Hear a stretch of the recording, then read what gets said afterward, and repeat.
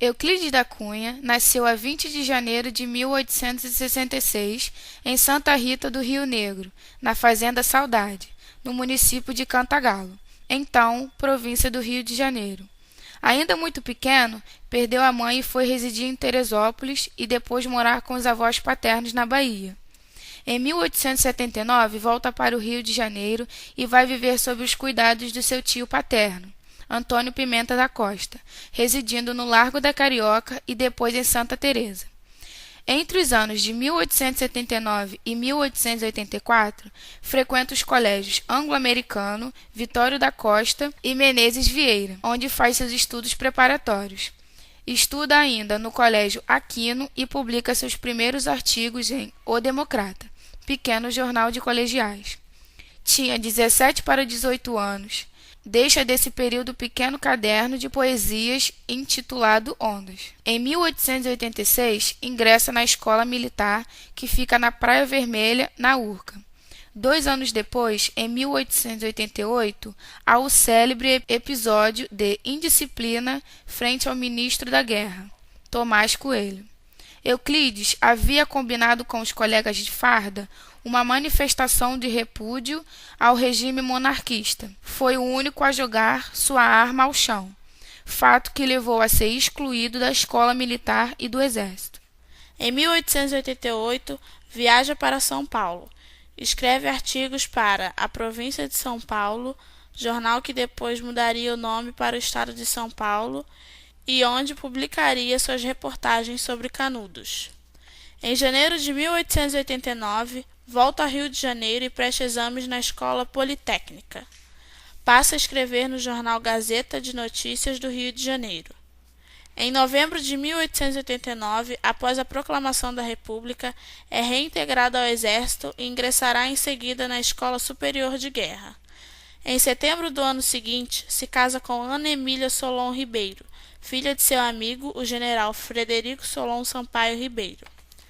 Entre 1893 e 1896, trabalha como engenheiro para o Exército em Minas Gerais e depois em São Paulo. Em 1897, publica o primeiro artigo sobre Canudos no jornal O Estado de São Paulo. O artigo leva o título de A Nossa Vendéia, e nele Euclides traça um paralelo entre a resistência de Canudos e a de um levante monarquista ocorrido na França, e retratado por um de seus mais estimados escritores, Victor Hugo.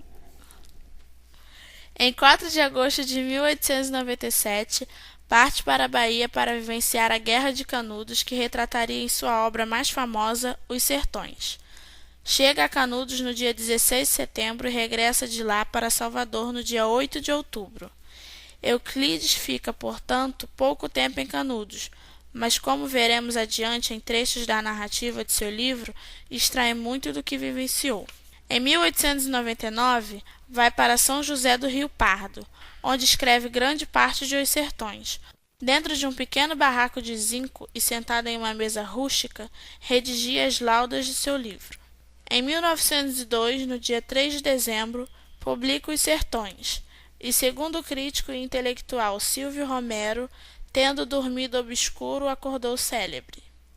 Em 1903, entra para a Academia Brasileira de Letras, em época em que ali pontificava Machado de Assis.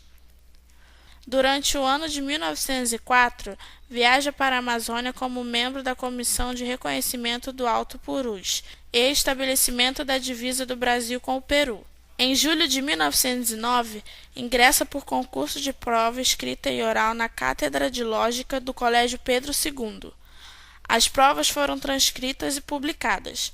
Euclides ficou em segundo lugar e o filósofo Farias Brito com o primeiro.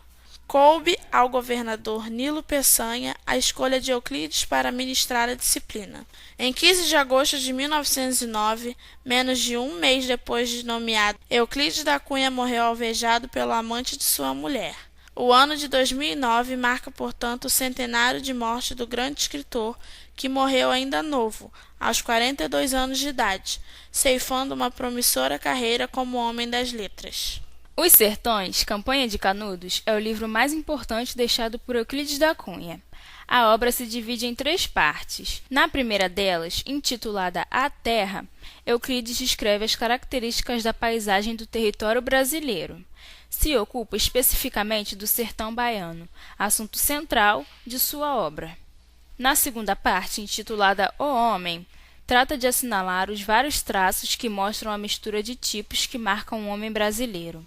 Descreve também a pessoa de Antônio Conselheiro, personagem central da saga que será narrada logo em seguida na terceira e última parte do livro. Intitulada A Luta, a terceira parte é também o segmento mais longo. Nela, Euclides da Cunha conta como se desenrolou a luta do exército brasileiro contra os habitantes de Canudos. O escritor viajou a Canudos na condição de jornalista do jornal O Estado de São Paulo, acompanhado da 4ª expedição enviada pelo Exército Brasileiro e a única a derrotar a resistência dos seguidores de Antônio Conselheiro. Sobre o episódio da guerra, Euclides comentaria alguns anos depois no começo do livro, abre aspas, aquela campanha lembra um refluxo ao passado, e foi na significação integral da palavra um crime. Denunciemo-lo. Fecha aspas.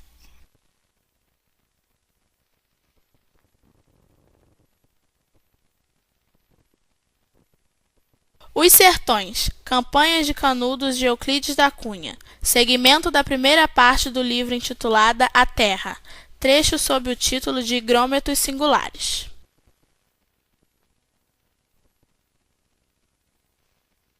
Percorrendo certa vez nos fins de setembro as cercanias de Canudos, fugindo à monotonia de um canhoneio frouxo de tiros espaçados e soturnos, encontramos, no descer de uma encosta, anfiteatro irregular, onde as colinas se dispunham circulando o vale único. Pequenos arbustos e coseiros virentes, viçando em tufos intermeados de palmatórias de flores rutilantes, davam ao lugar a aparência exata de algum velho jardim em abandono. Ao lado, uma árvore única, uma quixabeira alta, sobranceando a vegetação franzina. O sol poente desatava, longa a sua sombra pelo chão e, protegido por ela, braços largamente abertos, face volvida para os céus, um soldado descansava. Descansava, havia 3 meses. Morrera no assalto de 18 de julho. A coronha da maniche estrondada, o cinturão e o boné jogados a uma banda, e a farda em tiras, diziam que sucumbira em luta corpo a corpo com o adversário possante. Caíra certo, derreando-se a violenta pancada que lhe sulcara a fronte, manchada de uma escara preta. E ao enterrar-se dias depois os mortos, não fora percebido. Não compartira por isto a vala comum de menos de um côvado de fundo em que eram jogados, formando pela última vez juntos os companheiros abatidos na batalha. O destino que o removera do lar desprotegido fizera-lhe afinal uma concessão, livrara-o da promiscuidade lúgubre de um fosso repugnante, e deixara-o ali há 3 meses, braços largamente abertos, rosto voltado para os céus, para os sóis ardentes, para os luares claros, para as estrelas fulgurantes.